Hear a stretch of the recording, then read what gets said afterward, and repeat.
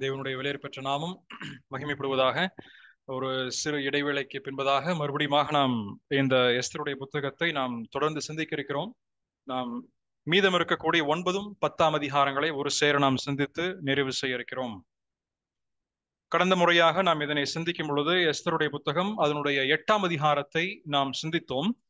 அதிலே ஹாமான் தூக்கி போடப்பட்ட பின்பதாக அவனுடைய குமாரரும் அழிக்கப்பட்டார்கள். அதன் பின்பதாக ஏற்கனவே பிறப்பிக்கப்பட்டிருக்கக்கூடிய ஒரு சட்டம், யூதர்கள் கொல்லப்பட வேண்டும் என்று ஒரு நாள் குறிக்கப்பட்டு அதன் பின்பதாக அந்த ஒரு நாள் குறிக்கப்பட்டிருந்தது. அந்த நாளிலே யூதர்களை பெர்சிய சாம்ராஜ்யத்தில் இருக்கக்கூடிய மற்ற ஜனங்கள் அழிக்கலாம் என்று சொல்லி ஒரு சட்டம் பிறப்பிக்கப்பட்டிருந்தது. அது சூசான் அரண்மனையிலே பிறந்தது. அந்த சட்டத்தை யாராலும் மாற்றி அமைக்க முடியாத ஒரு சட்டமாக அது பிறப்பிக்கப்பட்டிருந்தது. ஆனால் அந்த சட்டத்திற்கு பதில் மற்றொரு சட்டமாக இப்பொழுது யூதர்கள் தங்களை கொல்ல வரக்கூடிய ஜனங்களை இப்பொழுது அவர்கள் அதே குறிப்பிட்ட நாளிலே, அதே ஏற்கனவே பிறப்பிக்கப்பட்ட அதே நாளிலே இந்த யூதர்கள் தங்களை தற்காக்கும்படியாக, தங்களுடைய ஜீவனை பாதுகாக்கும்படியாக, தங்கள் உடைமைகளை பாதுகாத்துக் கொள்ளும்படியாக, தங்கள் உயிரை காப்பாற்றும்படியாக இவர்கள் எதிர்த்து போராடவும், அவர்களை கொள்ளையிடவும், அதே போல அவர்களை கொல்லவும் இவர்களுக்கு அதிகாரம் கொடுக்கப்பட்டதாக ஒரு சட்டம் அந்த நேரத்தில் பிறப்பிக்கப்பட்டிருந்தது. அப்பொழுது நாம் 8ஆம் அதிகாரத்தினுடைய கடைசி வசனமாக இருக்கிற 17வது வசனத்தை நாம் வாசிக்கும் பொழுது அது யூதருக்குள்ளே மகிழ்ச்சியும் களிப்பும் விருந்துண்டு கொண்டாடும் நல்ல நாளுமாய் இருந்தது என்று நாம் வாசித்து நிறைவு செய்கிறோம். அதிலே அநேகர் யூத மார்க்கத்திலே அமைந்தார்கள். உண்மையான ஒரு மனமாற்றத்து நிமித்தமாக இவர்கள் யூத மார்க்கத்திற்குள் வந்தார்களா என்பது நமக்கு தெரியாது.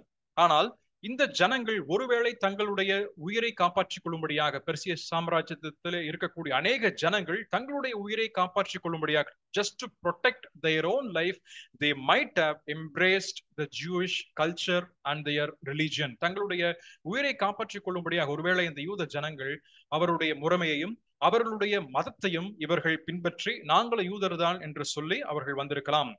இதன் பின்பதாக நாம் 9ஆம் அதிகாரத்திற்குள் பிரவேசிக்கும் பொழுது 2 சட்டங்கள், 2 வகைப்பட்ட ஜனங்கள், அதே போல 2 நபர்களுக்கும் ஒரே ஒரு குறிப்பிட்ட ஒரு நாள் கொடுக்கப்பட்டிருந்தது. அந்த நாளிலே என்ன செய்தார்கள் என்பதுதான் இங்கே சொல்லப்படுகிறது. ஒரு குறிப்பிட்ட ஜனங்கள் பாதிக்கப்பட்டவர்கள், மறு கரையில் இருக்கக்கூடிய ஜனங்கள் தங்கள் இடத்திலே ஆக்கிரமித்திருக்கக்கூடிய அல்லது தங்களுடைய இடத்தில் வந்து அநேக வருஷங்களாக குடிபெயர்ந்து வாழ்ந்து பெருகி இருக்கக்கூடிய ஜனங்களை கொல்ல வேண்டும் என்று துடிக்கக்கூடிய மக்கள் நிறைந்திருக்கிற ஒரு கூட்டம் இருக்கிறார்கள். ஆகவே 2 ஜனங்களும் எதிராக நிற்கிறார்கள். They both are standing just opposite to each other so that each can devour themselves. இரு ஜனங்களும் ஒருவர் பட்சிக்கும்படியாக, எதிர்த்து போரிடும்படியாக இரு ஜனங்களும் அவர்கள் ஒரு கரையிலே ஒரு புறமாக, மற்றொரு கரையிலே மறுபுறமாக அவர்கள் நிற்கிறார்கள். ஆனால் இதுவரைக்குமாக இஸ்ரவேலுடைய ஜனத்தினுடைய சரித்திரத்தில் நீங்கள் இந்த குறிப்பிட்ட புத்தகத்தின் வாயிலாக நீங்கள் பார்க்கும் பொழுது யூத ஜனங்கள் அவர்கள் ஒருபோதும் அவர்கள் எதிர்த்து நின்றதாகவும், அல்லது யூத ஜனங்கள் கலகத்தினுடைய முறைமையை பின்பற்றியதாகவும், அல்லது அவர்கள் அந்த வாழ்ந்திருக்கக்கூடிய இடத்திலே அங்க அரசனுக்கு எதிராக போரிட வேண்டும் என்றோ, துணிந்து அவர்கள் செயல்பட வேண்டும் என்றோ அவர்கள் முன் வந்ததே இல்லை. நாம் இதிலே எரேமியாவினுடைய புத்தகம் 29ஆம் அதிகாரத்தினுடைய 7வது வசனத்தை வாசிக்கும் பொழுது, ஜெரமியா சாப்டர் 29 and verse 7, அந்த வசனத்திலே எரேமியா தீர்க்கதரிசி இதனை குறித்து சொல்லும் பொழுது, நான் உங்களை சிறைப்பட்டு போக பண்ணின பட்டணத்தின் சமாதானத்தை தேடி அதற்காக கர்த்தரை விண்ணப்பம் பண்ணுங்கள், அதற்கு சமாதானம் இருக்கையில் உங்களுக்கும் சமாதானமாக இருக்கும். அப்படியானால் கர்த்தர் இங்கே எரேமியா மூலமாக சொல்லக்கூடிய விஷயம் என்ன? நீங்க சிறைப்பட்டு போவீர்கள் என்பது உண்மைதான். நிச்சயமாக all of you people will be held as captives in another land. மற்றொரு தேசத்திலே நீங்கள் எல்லாரும் கட்டாயமாக நீங்கள் ஒரு காலத்திலே சிறைப்பட்டு தான் போகிறீர்கள். ஆனால் சிறைப்பட்டு போகும் காலத்திலே அந்த குறிப்பிட்ட தேசத்தினுடைய சமாதானத்தை நீங்கள் நாட வேண்டும். அதற்கென்று நீங்கள் அமைதலோடு இருக்க வேண்டும் என்று கர்த்தர் கட்டளையிட்டார். அப்பொழுது அப்படி இருப்பீர்கள் என்றால் உங்களுக்கும் சமாதானம் கிடைக்கப்பெறும். ஆனால் ஆகவே இதுவரைக்குமாக இந்த இஸ்ரவேல் ஜனங்கள் கர்த்தர் தங்களுக்கென்று கொடுத்திருக்கக்கூடிய அந்த குறிப்பிட்ட கட்டளையை எந்த விதமான கலகமோ, எந்த விதமான போராட்டமோ, எந்த விதமாக இருக்கக்கூடிய எழுச்சிகளோ எழுப்புதலோ ஏற்பட வேண்டாம் என்று சொல்லி அமைதலோடு கர்த்தருடைய செயலுக்கென்று காத்திருக்கிறார்கள். All the Jewish people are waiting just so that they were all expecting God to act at the right moment. ஏன் ஆண்டவர் வந்து அங்கே சமாதானமாக இருக்க வேண்டும் என்று சொன்னார்? ஏன் கர்த்தர் அவர்களை நீங்கள் கலகம் பண்ணுங்க, போரிடுங்க, நீங்க எதிர்த்து நீங்கள் துணிந்து செயல்படுங்கள் என்று சொல்லவில்லை என்றால் அதற்கான பதில் தான் இந்த அதிகாரம் நமக்கு கற்றுக் கொடுக்கிறது. Whenever we face problems and trials or diverse problems in our lives, நம்முடைய வாழ்க்கையிலே பல வகைப்பட்டிருக்கக்கூடிய பிரச்சனைகளை அல்லது எதிர்பாராது இருக்கக்கூடிய சூழல்களை நம்முடைய வாழ்க்கையில நாம் சந்திக்கும் பொழுது, மகனே மகளே, ஆண்டவர் சொல்வது என்னவென்றால் அமைதலோடு just be quiet, be at peace. நீங்கள் சமாதானமாக இருங்கள், நீங்க அமைதியாக இருங்க, நீங்க மௌனமாக இருங்கள். ஏனென்றால் நான் செயல்படக்கூடிய ஒரு நேரம், ஒரு குறிப்பிட்ட நாள் ஒன்று உண்டு. There is one particular day and one particular moment and one situation where like I am going to act on your behalf, on your people's behalf. உங்களுடைய நிமித்தமாக, உங்களுடைய ஜனத்து நிமித்தமாக நீங்கள் அடையக்கூடிய இந்த போராட்டங்கள் எல்லாவற்றிற்காக நான் போராடக்கூடிய ஒரு நாள் ஒன்றுண்டு. அதை நமக்கு கற்றுக் கொடுக்கக்கூடிய அதிகாரம் தான் இந்த 9ஆம் அதிகாரம். ஆகவே இந்த 9ஆம் அதிகாரத்தை நாம் சிந்திக்கின்ற வேளையிலே இதனுடைய தலைப்பாக நான் சிந்தித்தது என்னவென்றால், the victims become victors. பாதிக்கப்பட்ட ஜனங்கள் ஜெய வீரராக மாறுகிறார்கள், பாதிக்கப்பட்டவர்கள் ஜெய வீரரானார்கள். ஆகவே பிரியமானவர்கள், நம்முடைய வாழ்க்கையில பாதிக்கப்பட்டோம் என்று சொன்னால் நிச்சயமாக பொறுத்திருங்க, தேவன் கட்டாயமாய் ஏற்ற காலத்தில் நம்மை ஜெய வீரர்களாக, வெற்றி வீரர்களாக மாற்றுவார் என்பதில் எந்த சந்தேகமும் இல்லை. ஆகவே இதில் இருக்கக்கூடிய நாம் ஏற்கனவே இந்த 9ஆம் அதிகாரத்திலே நாம் 32 வசனங்கள் உண்டு. There are 32 verses in this particular chapter and we will split into 4 or 5 different sections. 4-5 பிரிவுகளாக இந்த அதிகாரத்தை நாம் பிரித்து நாம் இந்த அதிகாரத்தை நாம் சற்று கற்றுக்கொள்ள இருக்கிறோம். முதல் 5 வசனத்தை நாம் முதலாவதாக வாசித்து பின்பதாக இதிலிருந்து நாம் தியானங்களை மேற்கொள்வோமாக. முதல் 5 வசனங்கள் எஸ்தருடைய புத்தகம் 9ஆம் அதிகாரம் 1 முதல் 5 வரையுள்ள வசனங்கள். Esther chapter 9 verse 1 down to verse 5. ராஜாவின் வார்த்தையின் படியும் அவனுடைய கட்டளையின் படியும் செய்யப்படுகிறதற்கு ஆதார் மாதம் என்கிற 12ஆம் மாதம் 13ஆம் தேதியிலே யூதரின் பகைஞர் அவர்களை மேற்கொள்ளலாம் என்று நம்பினார்களே, அந்நாளில் தானே யூதரானவர்கள் தங்கள் பகைஞரை மேற்கொள்ளும்படிக்கு காரியம் மாறுதலாய் முடிந்தது. யூதர் அகாஸ்வேரோ ராஜாவின் சகல நாடுகளிலும் உள்ள பட்டணங்களிலே தங்களுக்கு பொல்லாப்பு வரப்பண்ண பார்த்தவர்கள் மேல் கை போட கூடிக்கொண்டார்கள். ஒருவரும் அவர்களுக்கு முன்பாக நிற்கக்கூடாதிருந்தது.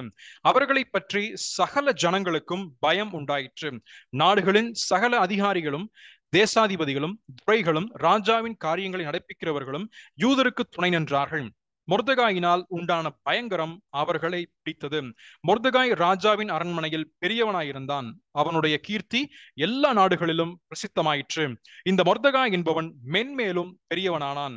அப்படியே யூதர் தங்கள் சத்துருக்களை எல்லாம் பட்டயத்தால் வெட்டி கொன்று நிர்மூலமாக்கி தங்கள் இஷ்டப்படி தங்கள் பகைஞருக்கு செய்தார்கள்.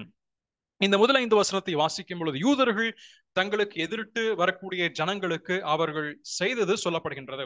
The destruction and the defense of Jews that are taken during that particular day. அந்த குறிக்கப்பட்ட அந்த நாளிலே இந்த யூதர்கள் எடுத்துக்கொண்ட அழிக்கும் முறைமையும் அதே போல தங்களை தற்காக்கின்ற முறைமை பற்றி தான் இந்த அதிகாரம், இந்த குறிப்பிட்ட 5 வசனங்கள் நமக்கு எடுத்துரைக்கின்றது.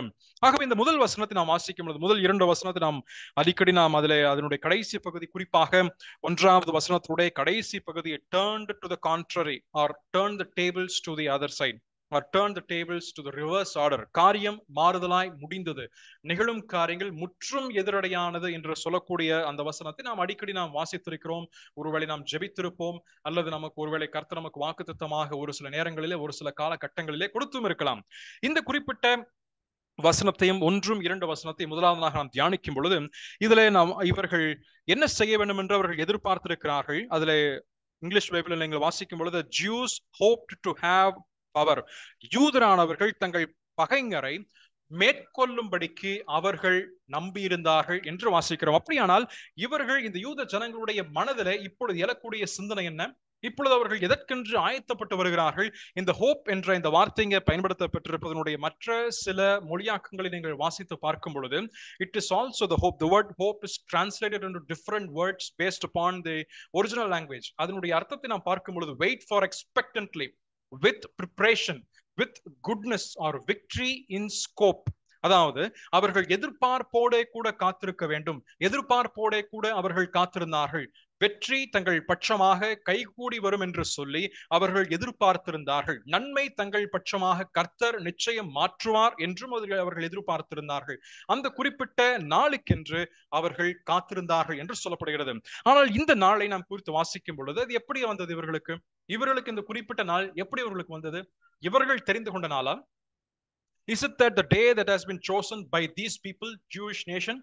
யூதர்கள் தங்களுக்கென்று தங்களுடைய வாழ்க்கையிலே அவர்களாகவே தெரிந்து கொண்ட ஒரு நாளாம்? இல்லை. நாம் ஏற்கனவே 8ஆம் அதிகாரத்தில் நாம் தியானித்த பொழுது 8ஆம் அதிகாரத்துல இவர்களுக்கு ஒரு குறிப்பிட்ட நாள் அவர்கள் குறித்திருந்தார்கள். அதே போல அந்த குறிப்பிட்ட அந்த நாளிலே அவர்கள் கொல்ல வேண்டும் என்று சொல்லி பெர்ஷியா முழுவதுமாக சட்டம் பிறப்பிக்கப்பட்டது. அதே போல அதே குறிப்பிட்ட நாளை இவர்கள் பெர்ஷியாவிலிருந்து மற்றும் ஒரு சட்டத்திலே அவர்கள் சொல்லப்பட்ட பொழுது யூதர்கள் தங்களை தற்காக்கும்படியாக தங்கள் ஜீவனை பாதுகாக்கும்படியாக இதே குறிப்பிட்ட நாள் அங்கேயும் அவர்கள் சுட்டி காணப்பட்டிருந்தது. So the same day was chosen by these two different people. இரு வகைப்பட்டிருக்கக்கூடிய ஜனங்கள், இரு குலத்தவர்கள் மத்தியிலே, அதே போல இரு தேசத்தார்கள் மத்தியிலே, இன்னும் சொல்ல வேண்டும் என்று சொன்னால் தேவனை அறிந்திருக்கக்கூடிய ஒரு கூட்ட ஜனமும் தேவனை அறியாதிருக்கக்கூடிய மறுக்கூட்ட ஜனமும், தேவனால் தெரிந்து கொள்ளப்பட்டிருக்கக்கூடிய ஒரு கூட்ட ஜனமும், தேவனால் தெரிந்து கொள்ளப்படாதிருக்கக்கூடிய அந்நிய புறஜாதி ஜனமும் ஒரு பட்சமாக ஒரே நாளிலே அவர்கள் கூடி வர இருக்கிறார்கள்.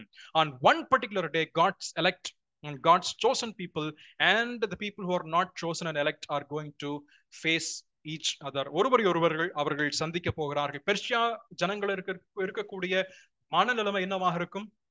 அவர்களுக்கு எப்படியாவது அவங்களை கொல்லணும். யாருக்காக இப்ப கொல்லணும்? அவர்கள் ஏற்கனவே பிறப்பிக்கப்பட்ட சட்டத்தை ஒரு சேர பின்பற்ற வேண்டும் என்பது உண்மைதான்.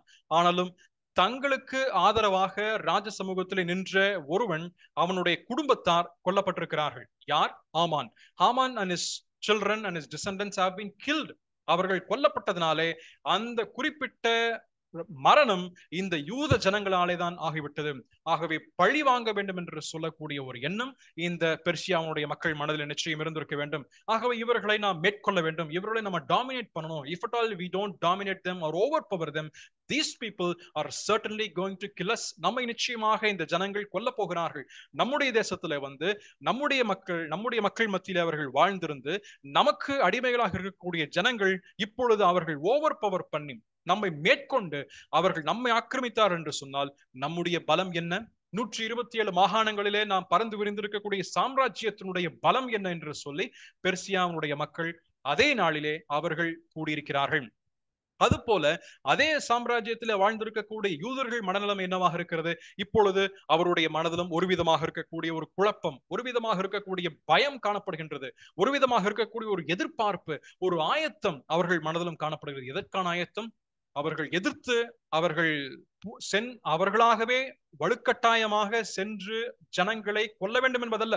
They do not want to go and forcefully kill other people, but they just want to defend them in their places. தங்களுடைய இடத்துக்கு ஒருவன் வந்து தங்களை கொல்லும் பொழுது, தங்களுடைய இடத்துக்கு யாராவது வந்து தங்களை ஆக்கிரமிக்க வேண்டும் என்று சொல்லி அவர்களை கொல்ல வேண்டும் என்று விரும்பும் பட்சத்திலே அவர்களை எதிர்த்து கொல்ல வேண்டும் என்றும் அவர்களுக்கு எதிர்த்து போராட வேண்டும் என்று சொல்லி இந்த யூதர்கள் இப்பொழுது அவர்கள் ஆயத்தப்பட்டு வருகிறார்கள். இதுவும் அதே ஒரே குறிப்பிட்ட நாளிலே நடைபெற்ற ஒரு சம்பவமாகும். It was completely confused and fear has gripped their hearts. அவர்கள் இருதயத்திலே இப்பொழுது பயம் சூழ்ந்திருக்கிறது. ஆனால் 1வது வசனத்தினுடைய கடைசி பகுதியிலே நாம் என்ன வாசிக்கின்றோம்?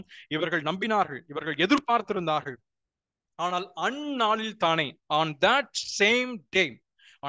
same day it was all turned to the contrary. அதே நாளிலே காரியம் மாறுதலாய் முடிந்தது. இது எவ்வளவு ஒரு அற்புதமான ஒரு வார்த்தையை பரிசுத்த ஆவியானவர் இங்கே நமக்கு எழுதி வைத்திருக்கிறார் என்று பாருங்கள்.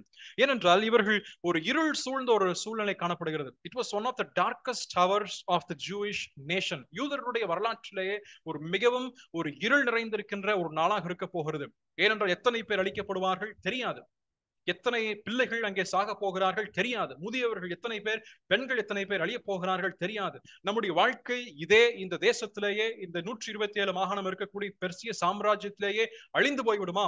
அல்லது தீர்க்கதரிசி ஏற்கனவே 70 வருஷம் என்று எரேமியா சொல்லி சென்றாரே, அவர் சொல்லி சென்ற தீர்க்க தரிசனமும் அவர் கர்த்தர் உரைத்திருந்த எல்லா வாக்கு தத்தங்களும் முடிவடைந்து விடுமா என்று சொல்லக்கூடிய குழப்பம் அவர்கள் மனதில் இருந்திருக்கும். They might all be having a perplexed mind that whether the promises of God and the power of God has been shortened, whether the promises of God and the prophecy that has been foretold by the prophet Jeremiah is all over. இதெல்லாம் முடிஞ்சு போச்சா? இதெல்லாம் நிறைவு பெற்று விட்டதா? இது இனிமேல் தங்களுடைய வாழ்க்கை அவ்வளவுதானா என்று சொல்லக்கூடிய ஒரு நிலைமைதான் இங்க இருந்திருக்கும். ஆனா அவர்களுக்கு அந்த நாளிலே காரியம் மாறுதலாய் முடிவடைந்திருக்கிறது. பிரியமான நம்முடைய வாழ்க்கையில சில நேரத்துல ஒரு இருண்ட ஒரு நாட்கள் நமக்கு காணப்படலாம். நான் சொன்னது போல பல வகைப்பட்டிருக்கக்கூடிய ஒரு பிரச்சனைகள், நாம் எதிர்பார்க்கவே இல்லாத ஒரு அன்எக்ஸ்பெக்டடாக இருக்கக்கூடிய ஒரு சிச்சுவேஷனுக்குள்ள நாம் நடந்து போகக்கூடியவர்களாக இருக்கலாம். ஒருவேளை மரண இருளின் பள்ளத்தாக்கினூடாக நாம் நடந்து போகக்கூடியவர்களாக கூட இருக்கலாம். We might be passing through the valley of shadows and valley of darkness, but whose presence is there with us? அந்த சூழ்நிலையை முற்றுமாய் மாற்றி போடக்கூடிய வல்லமை நிறைந்திருக்கக்கூடிய ஆண்டவர் தான் நம்மோடு இன்றும் அன்றும் இன்றும் என்றும் இருக்கக்கூடியவராக இருக்கிறார்.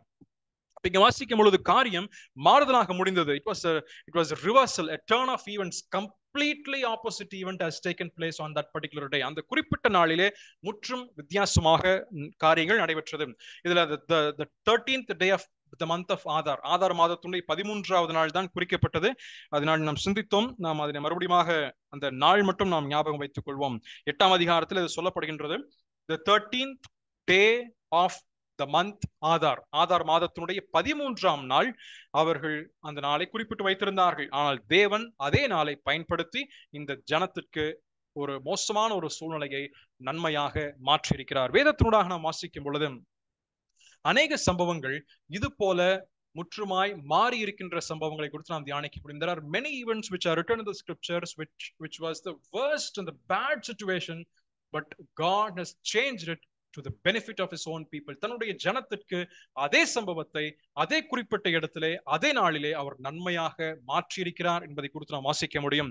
நாம் சிந்திக்கக்கூடிய, நாம் அதிகமாக ஞாபகத்திற்கு உடனடியாக வரக்கூடிய ஒரு கதாபாத்திரம் தான் யோசேப்பை குறித்து நாம் ஆதியாகமம் 50ஆம் அதிகாரம் 19 20வது வசனத்தை நாம் வாசிக்கும் பொழுது, when we read the most familiar character in the Old Testament scriptures, Genesis chapter 50 and verse 19 and verse 20, அந்த 2 வசனத்தில் நாம் வாசிக்கும் பொழுது, யோசேப்பு அவர்களை நோக்கி, பயப்படாதிருங்கள், நான் தேவனாம், நீங்கள் எனக்கு தீமை செய்ய நினைத்தீர்கள், தேவனோ இப்பொழுது நடந்து வருகிறபடியே வெகு ஜனங்களை உயிரோடே காக்கும்படிக்கு அதை நன்மையாக முடிய பண்ணினார். தீமைதான் வரும் என்று சொல்லி நினைத்தீர்கள், தீமைதான் என இவனுக்கு வர வேண்டும் என்று சொல்லி அவர்கள் தீமையைத்தான் தீவனையாக பிணைத்து வைத்தார்கள். They were all doing the evil for Joseph. They were all thinking that Joseph should be killed off. யோசேப்பு கொல்லப்பட வேண்டும் என்று சொல்லி அவர்கள் நினைத்திருந்தார்கள், எதிர்பார்த்திருந்தார்கள், திட்டம் தீட்டினார்கள். அவனை குழியிலே போட்டார்கள், அவனை விற்று விட்டார்கள். அதன் பின்பதாக போத்திபார் அரண்மனைக்கு போகிறார். இதெல்லாம் நடைபெற்றது அனைத்துமே இவனுக்கு தீமையாக வரட்டும், இவனுடைய காரியங்கள் இதோடு முடிவடைந்து விடட்டும் என்று சொல்லி நினைத்தார்கள். ஆனால் அதே மோசமான ஒரு சூழ்நிலையை தேவன் 13 ஆண்டுகளுக்கு பின்பதாக இதே யோசேப்பு 30வது வயதிலே பார்வோனுக்கு முன்பதாக நிற்கிறார் என்றால் இவ்வளவு ஒரு அற்புதமான ஒரு செயல். காலங்கள் நிச்சயம் கடந்து போகும். பிரியமானவர்களே, the times and the days and the seasons will just pass off. Even it could be 1 year, 10 years, 13 years, 13 வருஷங்களோ அல்லது சில நாட்கள் காலங்களாக மாறி உருண்டு ஓடலாம். ஆனால் நிச்சயமாக நாம் உயர்த்தப்படுவோம் என்பதை இதிலிருந்து நாம் கற்றுக்கொள்கிறோம். அதே போல தானியேலுடைய புத்தகத்தை நீங்கள் வாசிக்கும் பொழுது 3ஆம் அதிகாரத்திலும் சரி, அதே போல 6ஆம் அதிகாரத்தை நீங்கள் வாசிக்கும் பொழுதும் கூட ஷாத்ராக் மேஷாக் ஆபேத்நேகோவுடைய அந்த அக்கினி நெருப்பிற்குள்ளாக அவர்கள் போடப்பட்ட பொழுதும் இருக்கக்கூடிய சூழலும் அவர்கள் எரிந்து விடுவார்கள். இதனோடு அவர்கள் வாழ்க்கை முடிவடைந்து விட்டது. His life is over. We are done with these 3 men.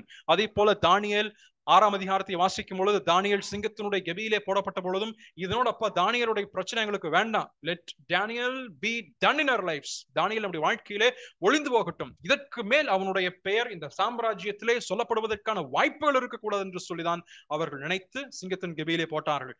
ஆனால் ஒரு இரவு, just in a moment of night, ஒரு இரவினுடைய நேரத்திலே கர்த்தர் அதே சூழலை என்ன செய்கிறார்? மாற்றி அமைத்து விடுகிறார். மிக மிக முக்கியமான ஒரு சம்பவம் புதிய ஏற்பாட்டிலே சொல்ல வேண்டும் என்று சொன்னால் நம்முடைய ஆண்டவராக இயேசு கிறிஸ்துவனுடைய மரணமாக இருக்கிறது. யூதர்கள் என்ன செய்தார்கள்? இவர் கொல்லப்பட வேண்டும். Jews wanted our Lord and Savior Jesus Christ to be killed on the cross of Calvary. Kalvari சிலுவையிலே மிக மிக மோசமான ஒரு மரணம், மிக கொடிய ஒரு மரணம், சாபத்திற்கு ஏதுவாக இருக்கக்கூடிய ஒரு மரணத்தை அந்த ஆண்டவராக இயேசு கிறிஸ்துவுக்கு ஒப்பு கொடுத்தார்கள். அதை அப்போஸ்தலனாகிய பேதுரு சொல்லும் பொழுது அவர் தன்னுடைய பிரசங்கத்திலே அப்போஸ்தலர் நடவடிக்கைகள் 3ஆம் அதிகாரம் 14 முதல் 16 வரைக்கும் சொல்லும் பொழுது, Acts chapter 3 and verse 14 to 16 அதுல சொல்லும் பொழுது அழகாக அப்போஸ்தலனாகிய பவுல் அங்கே சொல்லுகிறார், நீங்க என்ன செஞ்சீங்க? பரிசுத்தமும் நீதியும் உள்ளவரை நீங்கள் மறுதலித்தீர்கள், கொலைபாதகனை உங்களுக்காக விடுதலை பண்ண வேண்டும் என்று கேட்டுக்கொண்டீர்கள். You wanted a killer, a rebellious person to be released instead of Jesus. ஆனா அந்த இயேசுவை நீங்க என்ன பண்ணீங்க? ஜீவாதிபதி. He is not an ordinary person. அவர் ஒரு சாதாரண நபர் இல்லைங்க. He is the Prince of Life. அவர் ஜீவாதிபதி. அவரை நீங்கள் கொலை செய்தீர்கள். ஆனால் அவரை தேவன் மரித்தோரில் இருந்து எழுப்பினார். அதற்கு நாங்கள் சாட்சிகளாக இருக்கிறோம். எவ்வளவு அற்புதமான ஒரு வார்த்தையாக இருக்கிறது அது. இவர்கள் கொல்ல வேண்டும் என்று நினைத்தார்கள். அப்ப இந்த இயேசு பத்தி இந்த 3 வருஷமா நம்ம கேட்டு எங்களுக்கு நாட்கள் போய்விட்டது. ஆகவே let us fix one day. நம்ம ஒரு நாளை நாம் குறிப்பிடுவோம். அந்த நாளிலே தீர்க்கப்பட வேண்டி இருக்கின்ற இந்த இயேசு கிறிஸ்துவை அதற்கு முன்பதாக நாம் கொண்டு வருவோம். அதற்கேதுவாக இருக்கின்ற பொய் சாட்சிகளை நாம் நிறுத்திக் கொள்வோம். அதற்கு ஃபால்ஸ் விட்னஸ் எல்லாம் கொண்டு வந்து அதற்கு இருக்கிற எல்லா சூழலையும் நாம் சரியான விதத்திலே let us manipulate the things and portray that this Jesus had to be crucified on the cross of Calvary. Kalvari சிலுவையிலே கொல்லப்பட வேண்டும் என்று சொல்லி நாம் ஆட்களை எல்லாம் நிறுத்திக் கொண்டு அதற்கு பொய் சாட்சி நாம் வைத்துக் கொண்டு இவரை கொல்லுவதற்கென்று நாம் சட்ட பிரகாரமாகவே நாம் செய்வோம் என்று சொல்லி தீட்டினார்கள். ஆனால் இந்த மோசமான ஒரு சூழ்நிலையை, இந்த ஜீவாதிபதியை கொலை செய்த பின்பதாக தேவன் என்ன செய்கிறார்? 3 நாட்கள் தான். On the 3rd day he was rose up. He was killed, but on the 3rd day he rose up. பிரியமானவர்களே, இது நமக்கு கற்றுக் கொடுக்கிற அந்த காரியம் மாறுதலாய் முடிந்தது என்று சொல்லும் பொழுது நமக்கு இதுதான் கற்றுக் கொடுக்கிறது. It could be the darkest hours of our life. நம்முடைய வாழ்க்கையினுடைய மிக மிக இருண்ட ஒரு நாட்களாக இருக்கலாம். ஒருவேளை மோசமான சூழ்நிலைகள் நம்முடைய வாழ்க்கையில நாம் கடந்து போய் கொண்டிருக்கலாம். அல்லது இருள் நிறைந்த அடுத்தது என்ன என்று சொல்லி எதிர்பார்க்க முடியாத ஒரு சூழலாக இருக்கலாம். We may not be knowing what will happen next. நம்முடைய வாழ்க்கையினுடைய அடுத்த படி ஆண்டவரே என்ன எனக்கு நமக்கு தெரியாமல் இருக்கலாம். அல்லது ஆண்டவரை முன்பதாக பார்க்கும்பொழுது முற்றும் இருள் நிறைந்ததாகவே இருக்கிறது. இதற்கு மேல் எனக்கு என்ன பண்றதுன்னு தெரியல ஆண்டவர் என்று சொல்லலாம். ஆனால் பொறுத்திருங்கள், இரவு சென்று போன பின்பு விடியல் நிச்சயம் ஒன்று உண்டு. அதைதான் இது நமக்கு கற்றுத்தரக்கூடிய ஒரு பாடமாக இருக்கிறது. சரி, அந்த நாளிலே என்ன நடைபெற்றது? 2வது வசனத்துல நாம் வாசிக்கும் பொழுது, யூதர் ஆகாஸ்வேரு ராஜாவின் சகல நாடுகளிலும் உள்ள பட்டணங்களிலே தங்களுக்கு பொல்லாப்பு வர பார்த்தவர்கள் மேல் கை போட கூடிக்கொண்டார்கள். அது மட்டுமல்ல, ஒருவரும் அவர்களுக்கு முன்பாக எதிர்த்து நிற்க கூடாது இருந்தது. There was no one who could withstand these people. இப்ப யாரு இங்க மைனாரிட்டி, யார் majority? Who's minority and majority in this crowd? Persians are the majority. Persia சாம்ராஜ்யம் அவர்கள் தான் மெஜாரிட்டியாக ஜனத்தொகையில, பாப்புலேஷன்ல அதிகமாக இருக்கக்கூடியவர்கள் இந்த பெர்சிய மக்கள். ஆனால் இங்கே சொல்லப்படுவது என்ன? அவர்களுக்கு, யூத ஜனங்களுக்கு, சிறுபான்மையாக அடிமைத்தனத்தில் இருக்கக்கூடிய இந்த ஜனங்களுக்கு எதிர்த்து நிற்க ஒருவரால முடியவில்லை. They could not stand with them. ஏன்? Because God is with them. ரோமர் 8ஆம் அதிகாரத்தினுடைய 31வது வசனத்தில் நாம் வாசிக்கும் பொழுது, God is for us. Who can stand against us? தேவன் நம் பட்சத்துல இருப்பார் என்று சொன்னால் நிச்சயமாக அதற்கு யார் எதிர்த்து நிற்க முடியும்? பிரியமானவர்களே, நம்முடைய நாட்களில் தான் நாம் கர்த்தர் நம்மோடு இருக்கிறார் என்ற ஒரு நம்பிக்கை நமக்கு உண்டாக வேண்டும். அதே போல கர்த்தருடைய வார்த்தை நமக்கு உண்டு, அவருடைய வாக்குத்தத்தங்கள் நமக்கு உண்டு, அவருடைய பிரசனம் நமக்கு உண்டு. அவர் நிச்சயமாக இந்த சூழலிலிருந்து நம்மை விடுதலையாக்குவார், நம்மை மேற்கொள்ள செய்வார் என்று சொல்லக்கூடிய ஒரு நம்பிக்கையும் ஒரு எதிர்பார்ப்பும் இருக்கும் என்று சொன்னால் நிச்சயம் அந்த காரியங்கள் மாறுதலாக முடியும். அதே போல 2வது வசனத்தை நாம் வாசிக்கும் பொழுது மற்றும் ஒரு சிந்தனை நாம் இதில் காண்கிறோம். அதிலே 2வது வசனத்துடைய கடைசி பகுதியிலே அவர்களை பற்றி சகல ஜனங்களுக்கும் பயம் உண்டாயிற்று. For the fear of them, or the Jewish people, fell upon all people. இவர்களை பார்த்து, இந்த யூத ஜனங்களை பார்த்து பயந்து விட்டார்கள். நம்ம ஒரு சில வசனங்களை நாம் வாசித்தால், பழைய ஏற்பாட்டிலே சொல்லப்படும் சம்பவங்களை நாம் வாசித்து பார்க்கும் பொழுது, இந்த இஸ்ரவேல் ஜனத்தினுடைய வரலாறை படித்து பார்க்கும் பொழுதும், கர்த்தரை இவர்களை விடுதலையாக்கி கொண்டு வந்து இவர்களுடைய எக்ஸோடஸை பார்க்கும் பொழுதும் கூட, when we read the exodus of this people, இந்த ஜனத்தினுடைய பயணத்தை குறித்து நாம் படித்து பார்க்கும் பொழுதும் இதே விஷயங்கள் அநேக இடத்துல சொல்லப்பட்டிருக்கிறது. நாம ஆதியாகமத்தினுடைய புத்தகம் 35ஆம் அதிகாரம் ஜெனிசிஸ் சாப்டர் 35 and verse 5 ஒரு சில வசனங்களை நாம் வாசித்தால் இது நாம் நமக்கு ஞாபகப்படுத்திக் கொள்வதற்கு நன்றாக இருக்கும் என்று நம்புகிறேன். Genesis chapter 35 and verse 5. பின்பு பிரயாணம் புறப்பட்டார்கள். அவர்களை சுற்றிலும் இருந்த பட்டணத்தாருக்கு தேவனாலே பயங்கரம் உண்டானதனால் அவர்கள் யாக்கோபின் குமாரரை பின்தொடராதிருந்தார்கள். It is a fear that fell upon these people of Shechem so that they did not follow the men of Jacob. யாக்கோபின் குமாரரை அவர்கள் பின்பற்றவில்லை. ஏன்? பயம் ஏற்பட்டது. சரி, இன்னொரு வசனத்தை நாம் வாசிக்கலாம். உபாகமம் 2ஆம் அதிகாரம் 25வது வசனம். Deuteronomy chapter 2 and verse 25. இப்பொழுது அவர்கள் எகிப்திலிருந்து அவர்கள் கானானுக்கு அவர்கள் பயணம் போய் கொண்டிருக்கிறார்கள். Deuteronomy chapter 2 verse 25 எங்க வாசிக்கும் பொழுது, வானத்தின் கீழ் எங்கும் உள்ள ஜனங்கள் உன்னாலே திகிலும் பயமும் அடையும்படி செய்ய இன்று நான் தொடங்குவேன். அவர்கள் உன் கீர்த்தியை கேட்டு உன் நிமித்தம் நடுங்கி வேதனைப்படுவார்கள் என்றார். இப்பொழுது உபாகமத்திலே மோசையின் மூலமாக அவர் சொல்லும் விஷயம் என்ன? நீங்க வானத்தின் கீழ் எங்கும் உள்ள ஜனங்கள் உன்னாலே திகிலும் பயமும் நிச்சயம் அடைவார்கள். They will have the fear and dread upon you people. உங்களை பார்த்து அவங்க பயப்படுவாங்க. நீங்க போற பாதையை பார்த்து, நீங்கள் போகக்கூடிய பயணத்தை பார்த்து இந்த மற்ற ஜனங்கள், வானத்தின் கீழ் இருக்கிற மற்ற எல்லா ஜனங்களுமே அவர்கள் பயப்படுவார்கள். அவர்களுக்கு திகில் ஏற்படும். இது நடைபெற்றதா?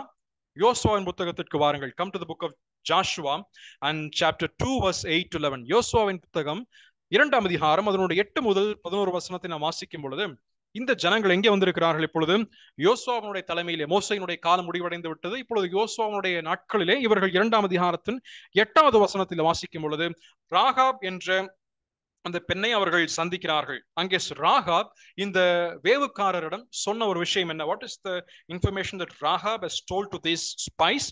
கர்த்தர் உங்களுக்கு தேசத்தை ஒப்பு கொடுத்தார் என்றும், உங்களை பற்றி எங்களுக்கு திகில் பிடித்திருக்கிறது என்றும், உங்களை குறித்து தேசத்து குடிகள் எல்லாரும் சோர்ந்து போனார்கள் என்றும் சொன்னாள். போனார்கள் என்றும் அறிவேன். அப்பொழுது நீங்க 10வது வசனத்தினுடைய கடைசி பகுதியிலே இதையெல்லாம் கர்த்தர் செய்தார், 2 ராஜாக்களாகிய சீகோனுக்கும் ஓகுக்கும் செய்ததையும் கேள்விப்பட்டோம். கேள்விப்பட்ட போது எங்கள் இருதயம் கரைந்து போயிற்று. அதே போல இதே புத்தகம் யோசுவாவின் புத்தகம் 5ஆம் அதிகாரம் முதல் வசனம், Joshua chapter 5 and verse 1. அதில் நாம் வாசிக்கின்றோம், இவர்கள் இப்பொழுது யோர்தானை கடந்திருக்கிறார்கள். கடந்து தீர்ந்து அவர்கள் அக்கறைக்கு பட்டு கொஞ்ச தூரம் போன பின்பதாக இஸ்ரவேல் புத்திரர் கடந்து தீருமளவும் கர்த்தர் யோர்தானின் தண்ணீரை அவர்களுக்கு முன்பாக வற்றி போக பண்ணினதையும், யோர்தானுக்கு மேல் கரையில் குடியிருந்த எமோரியரின் சகல ராஜாக்களும் சமுத்திரத்தருகே குடியிருந்த கானானியரின் சகல ராஜாக்களும் கேட்டது முதற்கொண்டு அவர்கள் இருதயம் கரைந்து இஸ்ரவேல் புத்திரருக்கு முன்பாக சோர்ந்து போனார்கள். அவர்கள் இருதயம் கரைந்தது. இது போலதான் நீங்க Joshua 9 verse 24 நீங்க வாசித்தீர்கள் என்றாலும் இதே விஷயம் உண்டு. யோசுவா 9:24 வாசிச்சாலும் இதுதான் இருக்கிறது. அப்பொழுது இந்த ஜனங்களை குறித்திருக்கக்கூடிய பயம் அந்த அந்நிய ஜனங்களுக்கு அல்லது மற்ற தேசத்தாருக்கு அவ்வப்பொழுது காலங்களிலே நிச்சயம் இருந்தது. சீகேமுடைய மனுஷருக்கு இருந்தது. அதே போல அதன் பின்பதாக யோசுவாவின் நாட்களில் இருந்த மனுஷருக்கு இருந்தது என்பதை குறித்து நாம் வாசித்தோம். இப்பொழுது பெர்சிய சாம்ராஜ்யத்தில் இருக்கக்கூடிய இந்த ஜனங்களுக்கும் அதே வகைப்பட்ட பயமும் திகிலும் இருந்தது. இந்த பயம் ஏன் வந்தது? அதான் கேள்வி. The question is, the fear and dread is fine, but how come these people have this fear? இந்த குறிப்பிட்ட ஜனங்களுக்கு எப்படி இந்த பயம் வந்தது? எதனால் இந்த பயம் வந்தது? இவர்கள் அவ்வளவு மிகப்பெரிய வீரர்களா, பராக்கிரமசாலிகளா? இவர்களை பார்த்து அல்லது இவருடைய இராணுவ படைகள் எல்லாம் பார்த்து பயப்படுவதற்கு ஏதுவாக இவர்கள் மிகப்பெரிய ஆட்களையும் அணிதிரண்டிருக்கிறார்களா? இல்ல, இவர்கள் சிறிய ஜனங்கள், அற்பமான ஜனங்கள், அடிமைகளாக இப்பொழுது வாழ்ந்திருக்கக்கூடிய ஜனங்கள். இவர்களுக்கென்று அரண் என்று சொல்வதற்கு ஒன்றுமே இல்லை. They do not have anything that can be counted as a fortified one for them. They do not have any army. அவர்களுக்கு எந்த விதமான சேனையும் இல்லை. அவர்களுக்கு போர் செய்வதற்கான யுக்திகள் முறைமைகள் இல்லை. ஏன்? அவர்களை வழிநடத்தி செல்வதற்கு, முன்னின்று நடத்தி செல்வதற்கு யோசுவாவோ அல்லது மோசேயோ போன்ற இருக்கக்கூடிய தலைவர்களும் இப்பொழுது இல்லை. அப்படிப்பட்ட ஒரு சூழலில் தான் இப்பொழுது ஜனங்கள் இருந்து கொண்டிருக்கிறார்கள். ஆனாலும் பயம் ஏன்? பயம் என்னவென்றால் கர்த்தர் அவர்கள் மத்தியிலே இருக்கிறார் என்பதுதான். It is not because of the people, but it is because of the person who is in the midst of these people. இந்த ஜனத்தின் மத்தியிலே கர்த்தர் வாசமாயிருக்கிறார். கர்த்தருடைய பிரசன்னம் உண்டு. கர்த்தர் இவர்களுக்கு வாக்குத்தத்தம் செய்திருக்கிற வார்த்தைகள் உண்டு என்ற ஒரு பயம்தான் இந்த எல்லா ஜனங்களுக்கும் உண்டு என்பதை நாம் வாசிக்கிறோம். அநேக இடங்களில் நாம் வாசிக்கும் பொழுது பழைய ஏற்பாட்டினுடைய ராஜாக்களுடைய பகுதியெல்லாம் வாசிக்கும் பொழுது அதைத்தான் நாம் காண்கிறோம். கர்த்தர் என்ன செய்கிறார்? இந்த ஜனத்திற்கு அவர் நிற்கிறார், துணை நிற்கிறார் என்பதை கேள்விப்பட்ட பொழுது இவர்கள் ஒன்றும் செய்யாமல் மௌனமாக இருந்து விடுகிறார்கள். பிரியமானவர்களை, நாம் இன்றைக்கு வாழும் இதே சூழலிலே நம்முடைய மத்தியிலே கர்த்தர் இருக்கிறார் என்பதை குறித்து கேள்விப்பட முடிகிறதா? நாம் கூடி வரக்கூடிய இடங்களிலே, ஒருவேளை நம்முடைய குடும்பமாக கூடி வரக்கூடிய இடமாக இருக்கலாம், அல்லது நாம் சபையாக கூடி வரக்கூடிய இடமாக இருக்கலாம். அந்த இடத்திலே கர்த்தர் நம் பட்சத்திலே நம்மோடு இருக்கிறார் என்பதை குறித்திருக்கக்கூடிய ஒரு பயத்தை விடுங்க. Let us leave the fear.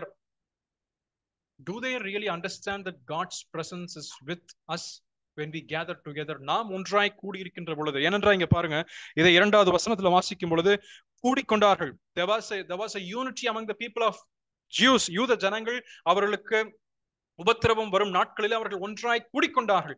கூடி வந்த நேரத்தில் அதை பார்த்திருக்கக்கூடிய மற்ற ஜனங்களுக்கு பயம் ஏற்பட்டது. நாமும் இன்றைக்கு கூடி வருகிறோம்.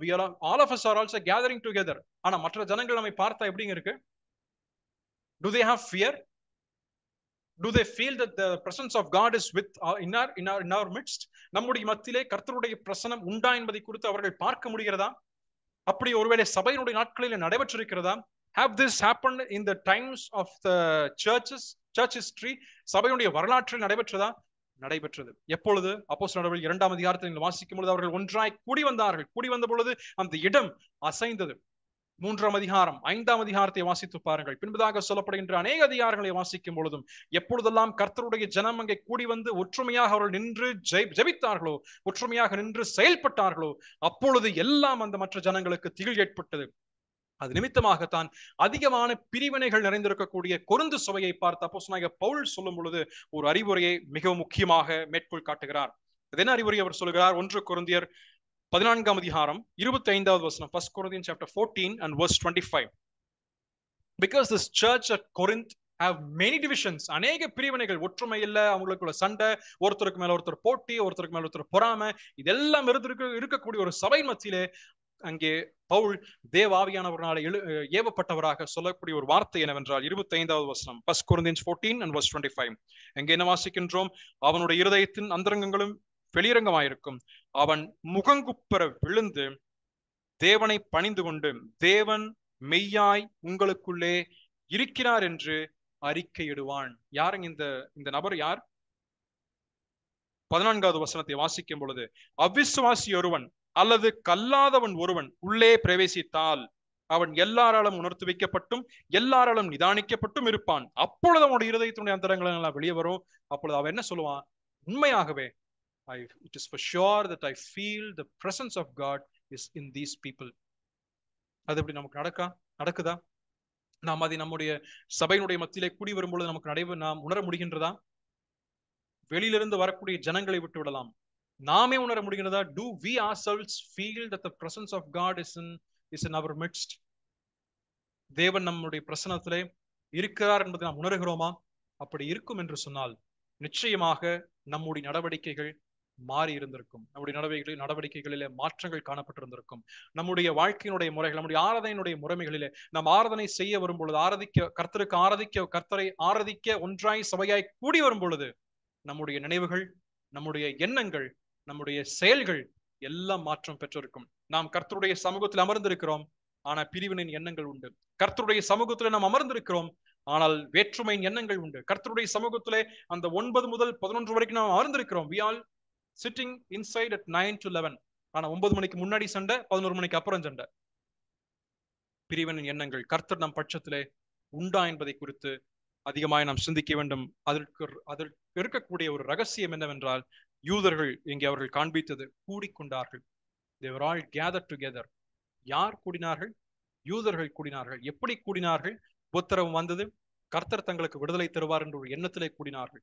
இன்றைக்கு நமக்கு யாருடைய நாமத்தினாலே நாம் கூட்டப்படுகிறோம்? on whose name we are gathered.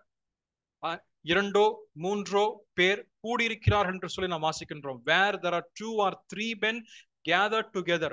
Actually அந்த இடத்துல பயன்படுத்தப்பட வேண்டி இருக்கக்கூடிய வார்த்தை, நீங்க அதனுடைய ரூட் லாங்குவேஜ்ல வாசித்து பார்ப்பீர்கள் என்று சொன்னால், they are gathered together. நானும் நீங்களும் பேசி வச்சு கூடி வரவில்லை, but we are all gathered together by someone else who is above ourselves. நம்மை காட்டிலும் மேலான ஒருவர்னாலே நாம் ஒன்றாய் கூட்டி வரப்பட்டிருக்கிறோம். அப்படி கூட்டி வரப்பட்டிருக்கும் பொழுது நம் மத்தியில் யார் இருக்கிறார்? தேவன் வாசமாயிருக்கிறார். தேவ பிரசனம் அங்கே காணப்படுகிறது. அதை நாம் நினைத்தவர்களாக இந்த நேரத்திலும் நாம் இருப்போம். இங்கே சொல்லப்படும் பொழுது அவர்களுக்கு முன்பதாக கைப்போட கூடிக்கொண்டார்கள், அவர்களுக்கு முன்பதாக ஒருவரும் எதிர்த்து நிற்கக்கூடாது இருந்தது. சபை எப்பொழுதெல்லாம் ஒன்றாய் சேர்ந்து நிற்கும் பொழுது சட்டங்கள் மாற்றப்பட்டிருக்கிறதை நாம் வாசிக்கின்றோம். நாம் அநேக எடுத்துக்காட்டுகளை சொல்வதற்கு உண்டு, ஆனால் நேரம் இல்லை. ஏனென்றால் அந்த கோவிடுடைய நாட்களிலே நீங்கள் ஒருவேளை நீங்கள் வாசித்திருப்பீர்கள். கோவிட் அதிகமாக தீவிரித்து வரக்கூடிய நாட்களிலே அமெரிக்க தேசத்திலே ஜான் மெக்கார்த்தர் அவருடைய திருச்சபையிலே எடுத்த ஒரு முடிவு, அந்த குறிப்பிட்ட மாகாணத்திலே அவர்கள் அதனை செய்து பின்பற்றினார்கள் என்பதை குறித்தும், அந்த நேரத்திலே அவர்களுக்கு ஏதுவாக ஒரு சில எக்ஸப்ஷன்ஸ் கொடுக்கப்பட்டதையும் குறித்து நாம் வாசிக்கின்றோம். Where there are churches gathered together, where there is church that is gathered together, when people gathers together, there we will have the victory. அங்க நிச்சயம் நமக்கு வெற்றி உண்டு. 5வது வசனத்தை நாம் வாசிக்கலாம். இந்த 4வது வசனம், அதே போல அதனுடைய 5வது வசனத்தினுடைய 4வது வசனத்தை நீங்க வாசிக்கும் பொழுது மொர்தெகாயை குறித்து சொல்லப்படுகின்றது. அதை நாம் 10வது அதிகாரத்தை நாம் சிந்திக்கும் பொழுது ஒன்றாய் சேர்ந்து அதை நாம் சிந்திப்போம். நாம் 5வது வசனத்தை வாசிப்போம். அப்படியே யூதர் தங்கள் சத்துருக்களை எல்லாம் பட்டயத்தால் வெட்டி கொன்று நிர்மூலமாக்கி தங்கள் இஷ்டப்படி தங்கள் பகைஞருக்கு செய்தார்கள். சத்துருக்களை எல்லாம் பட்டயத்தால் அவர்கள் வெட்டினார்கள். All the enemies of Jews were killed. Persians joined with Haman and thus became the enemies of God's people. ஏன் இப்போ எல்லா ஜனங்களும் கொல்லப்பட வேண்டுமா? அவர்களுக்கு எதிராக இருக்கக்கூடிய வந்த எல்லா ஜனங்களும் கொல்லப்பட வேண்டுமா? ஆமான் ஒருவன் தான் தீவினை செய்தான், ஆமான் ஒருவன் தான் பொல்லாப்பு செய்ய நினைத்தான். ஆனால் அவனோட கூட சேர்ந்து கொண்டிருக்கிற அவனுக்கு சாதமாக இருக்கின்ற மற்ற எல்லா ஜனங்களும் ஆமானுக்கு துணை நின்றதுனாலே, அல்லது தீமைக்கு துணை நின்றதுனாலே, அல்லது நடைபெறக்கூடிய பொல்லாங்குக்கு துணை நின்றதுனாலே அவர்களும் தேவனுடைய பகைஞராக மாறுகிறார்கள். தீமைக்கு துணை போகும் பொழுது கர்த்தருக்கு பகைஞராகவும் இருக்கிறார்கள் என்பது இதன் மூலமாய் நமக்கு தெரிகிறது. அவர்கள் தப்பு செய்யல. அந்த மற்ற ஜனங்கள், கொல்லப்பட்ட மற்ற ஜனங்கள், அவர்கள் எந்த தப்பும் செய்யல. They did not do any mistake or they did not conceive any evil idea, evil thought, but they just joined together with Haman. ஹாமானுக்கு துணை நின்றார்கள், அவ்வளவுதான். ஆனா அதற்காக இந்த ஜனங்களும் அவனோட கூட சேர்ந்து கொல்லப்படுகிறார்கள்.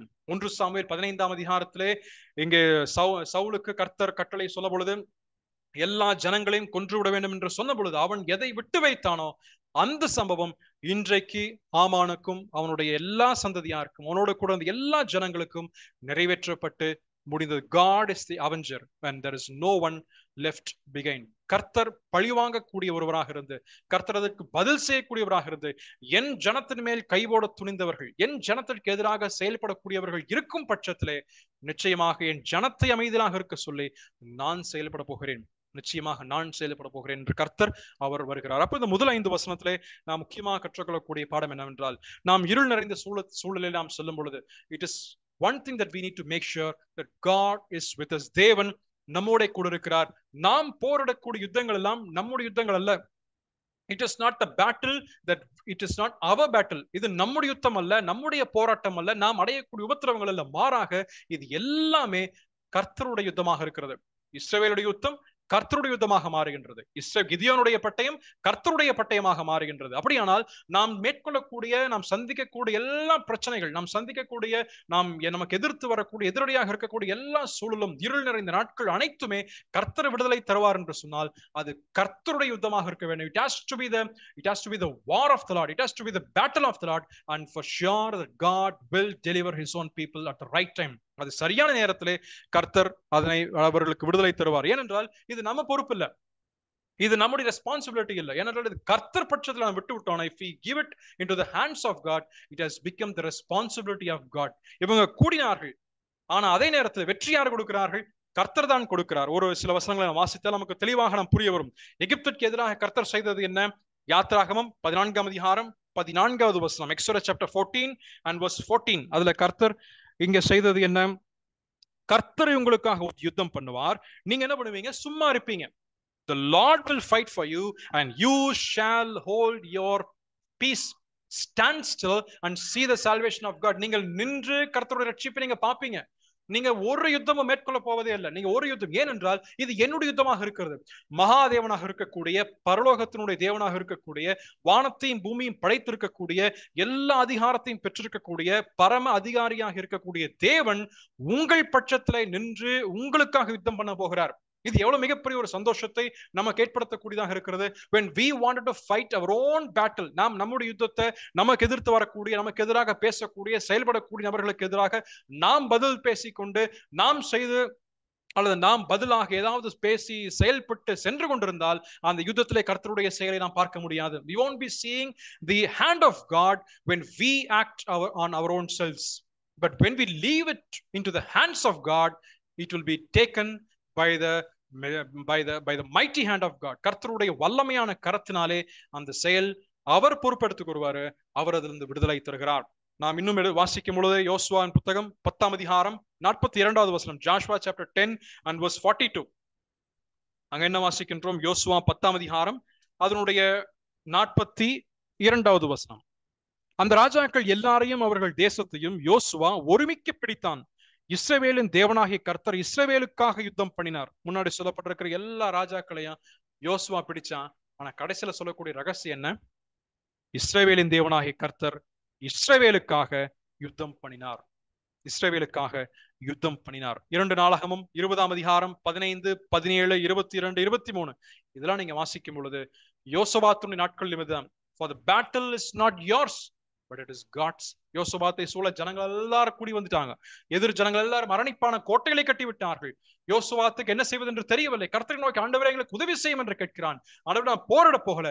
அப்பொழுது கர்த்தர் சொல்வார், நீங்க அமைதியா இருங்க, நான் இது என்னுடைய யுத்தம். It is my battle, it is my responsibility to protect my people and protect my children. என் ஜனங்களை பாதுகாப்பதற்கும் என் தேசத்தாரை பாதுகாப்பதற்கும் என்னால் தெரிந்து கொள்ளப்பட்டிருக்கக்கூடிய விலையேறி பெற்ற ஜனங்களை பாதுகாப்பதற்குமான பொறுப்பு என்னுடையது. யோசபாத்தே, இது உன் பொறுப்பு இல்ல, இது உன்னுடையதில். நீ செயல்பட்டா உன்னுடைய ஞானம் செயல்படும். உன்னுடைய ஞானம், உன்னுடைய யுக்தி, உன்னுடைய திறமை, உன்னுடைய வார்த்தைகள், வார்த்தையினுடைய ஜாலங்கள் வெளிப்படலாம். It could be that your logic, your war strategies may be known out. உன்னுடைய போர் யுக்திகள் தான் வெளியே தெரிய வரும். But if I act on your behalf, ஆனா நான் இதுல போரிட்டேன்னா, நான் செஞ்சேன்னா, நீங்க என்ன எக்ஸ்பெக்ட் பண்ண முடியாது.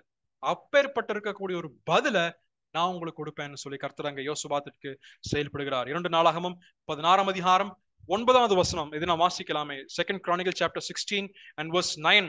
இந்த வசனத்தை நான் வாசிக்கும் பொழுது இதுல தெளிவாக நாம் கற்றுக்கொள்ளக்கூடிய விஷயம் என்ன? 2 நாளாகமும் 16:9. தம்மை பற்றி உத்தம இருதயத்தோடு இருக்கிறவர்களுக்கு தம்முடைய வல்லமையை விளங்க பண்ணும்படிக்கு கர்த்தருடைய கண்கள் பூமி எங்கும் உலாவிக் கொண்டிருக்கிறது. இந்த விஷயத்தில் மதியில்லாதவராய் இருந்தீர், ஆகையால் இது முதற்கொண்டு உமக்கு யுத்தங்கள் நேரிடும். இந்த ராஜாவுக்கு, இங்க ஆசான்ற ராஜாவுக்கு அவர் சொல்லும் பொழுது, for the eyes of the Lord run to and fro throughout the whole earth to show himself strong in the behalf of them whose heart is perfect. அவங்களுக்காக கர்த்தரதை தம் பட்சத்தில் எடுத்துக்கொண்டு, தம்முடைய கரத்தில் எடுத்துக்கொண்டு தன்னுடைய வல்லமை நிரூபிக்க விரும்புகிறார். when God wants to reveal his power, his might and his act in your life, why are you standing in as a hindrance in the act of God? அதான் கர்த்தரை கேட்கிறார். கர்த்தரே வாழ்க்கையில வந்துட்டு மகிமை காண்பிக்க விரும்புகிறாரு. கர்த்தரே உங்களுடைய வாழ்க்கையில வந்து ஒரு வெளிச்சத்தை காண்பிக்க விரும்புகிறார், ஒரு விடுதலை காண்பிக்க வேண்டும் என்று விரும்புகிறார், உங்களுக்காக இருக்கின்ற மகத்துவமான செயல்களை காண்பிக்க விரும்புகிறார். அதுக்கு தடையாக நீங்களே ஏன் போய் நிக்கிறீங்க? why are you yourself standing between? அதைத்தான் கர்த்தர் அந்த ராஜாட்ட தீர்க்கதரிசி மூலமா சொல்றாரு. நீ ஏன் நின்னா என்னுடைய மகிமை வெளிப்படாது, என்னுடைய வல்லமை அங்க வெளிப்படாது. நான் வல்லமை உள்ளவர் தான், உண்மை, செயல்பட வேண்டும், உண்மை, எல்லாமே சரிதான். ஆனால் அதற்கு அனுமதிக்க வேண்டுமானால் நீ அனுமதிக்கணும். It is that we have to allow our God to work so that his wondrous activities could be seen, his wondrous power could be revealed through our life and through the church of God. தேவனுடைய சபை மூலமாக, தேவனுடைய கூடுகையின் மூலமாக கர்த்தருடைய மகிமை வெளிப்பட வேண்டும் என்று சொன்னால் நாம் அதை வெளிப்படுத்தி காண்பிப்பதற்கு அனுமதிக்க வேண்டும் என்பதை இதன் மூலமாக கற்றுக்கொள்கிறோம். ஏனென்றால் கர்த்தர் எல்லாவற்றின் மேலும் அதிகாரம் உடையவர் தான். எல்லாவற்றின் மேலும் அவருக்கு ஆளுகை செய்வதற்கு ஏதுவாக இருக்கின்ற ஒரு அதிகாரம் உண்டு. நத்திங் கோஸ் பியாண்ட் ஹிஸ் ரீச். அவருடைய வல்லமை செல்ல முடியாது இருக்கக்கூடிய, அல்லது அவருடைய கிருபை செயல்பட முடியாது இருக்கக்கூடிய இடம் என்று சொல்லி ஒன்றுமே இல்லை. ஆனா அதற்கு தடையாக நாமே ஒருபோதும் அமைந்து விடக்கூடாது என்பதுதான் இதன் மூலமாய் நாம் காண்கிறோம். God's plan can never be delayed, stopped or thwarted. It will fulfill at any cost. எந்த விலை கொடுத்தாவது கர்த்தர் நிறைவேற்றுவார். ஆனால் நம்மளே அதற்கு தடையாக இருக்கக்கூடாது என்பதை இதன் மூலமாய் நாம் கற்றுக்கொள்கிறோம். இதை கர்த்தர் தன் பேரில் வந்த ஒரு யுத்தமாக அவர் பொறுப்பேற்று செயல்படுகிறார் என்பதுதான் இந்த முதல் 5 வசனத்துல நாம் கற்றுக்கொண்டது. காரியம் மாறுதலாய் முடிந்தது. அடுத்ததாக நமக்கு இருக்கின்ற கொஞ்ச நேரத்திலே நாம் இதனுடைய 6 முதல் 10 வரை இருக்கின்ற வசனத்திலே முழுவதுமாக நாம் தியானிக்க போவதில்லை. அதுல நாம் சில விஷயங்களை நாம் சிந்தித்தாக வேண்டும். ஆனால் அதனுடைய முன்னுரை மட்டும் 6 முதல் 10 வசனத்தை நாம் முன்னுரையாக சொல்லி நாம் இந்த நாளிலே நிறைவு செய்யலாம். 6 to 10 அதுல நீங்க வாசிக்கும் பொழுது, அந்த சூசான் அரண்மனையிலே 500 பேர் கொன்று நிர்மூலமாக்கப்படுகிறார்கள். அதே போல ஆமான் என்னும் யூதருடைய சத்ருவின் குமாரனான அவனுடைய 10 குமாரருடைய பெயர்கள் அங்கே சொல்லப்படுகிறது. பின்பதாக 10வது வசனத்தில் இந்த ஜனங்கள் கொன்றார்கள், பகைஞரை அழித்தார்கள். இதெல்லாம் சரி, தங்கள் இஷ்டப்படி வெட்டி கொன்று நிர்மூலமாக்கி பகைஞருக்கு அவர்கள் செய்தார்கள். இதையெல்லாம் செய்தாலும் கூட 10வது வசனத்திலே ஆனாலும் கொள்ளையிட தங்கள் கரத்தை அவர்கள் நீட்டவில்லை. They did not stretch out their hands to take the spoil from the land. அந்த தேசத்திலே இருக்கக்கூடிய கொள்ளை பொருளை அவர்கள் கொள்ளையிட வேண்டும் என்று அவர்கள் தங்களுடைய கரத்தை நீட்டவில்லை என்று இங்க வாசிக்கிறோம். அது மட்டுமல்ல, இந்த வசனம் துவக்கி, அதாவது 6வது வசனம் துவக்கி நீங்க தொடர்ந்து இந்த அதிகாரத்தை வாசித்து வரும் பொழுது ஏறக்குறைய 6 முறை கொன்றார்கள், கொலை, கொன்றார்கள் என்ற வார்த்தை பயன்படுத்தப்பட்டிருக்கிறது நீங்க வாசிக்க முடியும். There are almost 6 places where the word called kill has been used. இந்த 6வது வசனத்திலே நாம் வாசிக்கின்றோம், அவர்கள் 5வது வசனத்திலே இஷ்டப்படி செய்தார்கள். அதே போல் 6வது வசனத்திலே 500 பேரை கொன்று, 10வது வசனத்திலே இங்கிலீஷ்ல நீங்க வாசிக்கும் பொழுது 10வது வசனத்திலே ஸ்லூ என்று வாசிக்கின்றோம். அதே போல தமிழிலே நீங்கள் வாசிக்கும் பொழுது 9வது வசனத்துடைய கடைசி பகுதியிலே கொன்று போட்டார்கள் என்று வாசிக்கிறோம். 11வது வசனத்திலே அன்றைய தினம் சூசான் அரண்மனையிலே கொன்று போடப்பட்ட, on that day the people were killed, கொன்று போடப்பட்ட என்று வாசிக்கிறோம். அதே போல 12வது வசனத்திலும் இதே கொன்று போட்ட என்ற வார்த்தை வருகின்றது. அதே போல 15வது வசனமும் 16வது வசனம் ஆகிய 2 வசனத்துல வாசிக்கும் பொழுதும் இதே போல கொன்று போட்டார்கள். ஒருமிக்க சேர்ந்து அவர்களிலே விரோதிகளிலே 75,000 பேரை கொன்று போட்டார்கள் என்று இங்கே வாசிக்கிறோம். ஆகவே இந்த 5வது வசனத்தை துவக்கி 6வது வசனம் துவக்கி நீங்க கடைசி வரைக்கும் வாசிக்கும் பொழுது ஏறக்குறைய 6 முறை இந்த கொன்றார்கள், அழித்தார்கள், நிர்மூலமாக்கினார்கள் என்ற வார்த்தை மறுபடியும் வந்தாலும் கூட அவர்கள் கொள்ளையிட தங்கள் கரத்தை நீட்டவில்லை. அதே போல இந்த இடத்துல அவர்கள் கொன்றதனுடைய கணக்கு, முதலாவதாக 500 பேரை கொன்றார்கள். அதே போல ஹாமானுடைய 10 குமாரர்களும் ஏற்கனவே கொல்லப்பட்டு அவர்கள் தூக்கிலிடப்பட்டார்கள். மறுபடியும் அவர்களுடைய தலை இட் வாஸ் ஹேங்க்ட். அவர்கள் எல்லா ஜனங்களும் பார்ப்பதற்கு ஏதுவாக அவர்கள் தூக்கி போடவும் அவர்களுக்கு உத்தரவாக வேண்டும் என்று சொல்லி எஸ்தர் கேட்கிறார்கள். அதன் பின்பதாக கொன்றதனுடைய கணக்கும் இங்கே சொல்லப்படுகின்றது. ஏறக்குறைய அவர்கள் கொன்றதனுடைய கணக்கு என்னவென்றால் 15வது வசனம் 16வது வசனம் நீங்கள் வாசிக்கும் பொழுது 75,000 பேர், 70 and 5,000, almost 75,000 people have been killed. அப்போ அந்த நாளிலே அவர்கள் கொன்றதனுடைய தொகை இங்கே சொல்லப்படுகிறது. பிரியமானவர்களே, இதனை வாசிக்கும் பொழுது இந்த 1 முதல் 15 அல்லது 10 வரைக்கும் இருக்கிற வசனத்தை நாம் வாசிக்கும் பொழுது இதுல நாம் கற்றுக்கொள்ளக்கூடிய விஷயம் என்னவென்றால், இதுல the defense and the destruction of people against the Persians, Persia சாம்ராஜ்யத்துக்கு எதிராக இந்த யூதர்கள் மேற்கொண்ட செயலை நாம் வாசிக்கின்றோம். ஆனால் அதே நேரத்தில் கர்த்தர் நம் பட்சத்தில் இருக்கிறார். The Lord is with us. கர்த்தருடைய பிரசனம், அவருடைய வாக்குத்தத்தம், அவருடைய வார்த்தைகள், அவருடைய ஆளுகை, அவருடைய பரிசுத்தாவியானவர் எல்லாம் நமக்குள் இருக்கிறார்கள். எல்லாம் நமக்குள்ள உண்டு, நமக்கென்று கொடுக்கப்பட்டிருக்கிறது. கர்த்தர் நமக்காக நிச்சயம் செயல்படுவார். ஆனால் அதை அனுமதிக்க வேண்டும் என்பதும் இதன் மூலமாக நாம் கற்றுக்கொள்கிறோம். மீதம் இருக்கக்கூடிய விஷயத்தை நாம் அடுத்த வாரத்திலே நாம் சிந்திப்போம். தேவன் தாமே இந்த நாளிலும் இந்த வார்த்தைகளை நமக்கு ஆசீர்வதிப்பாராக. ஆமீன்.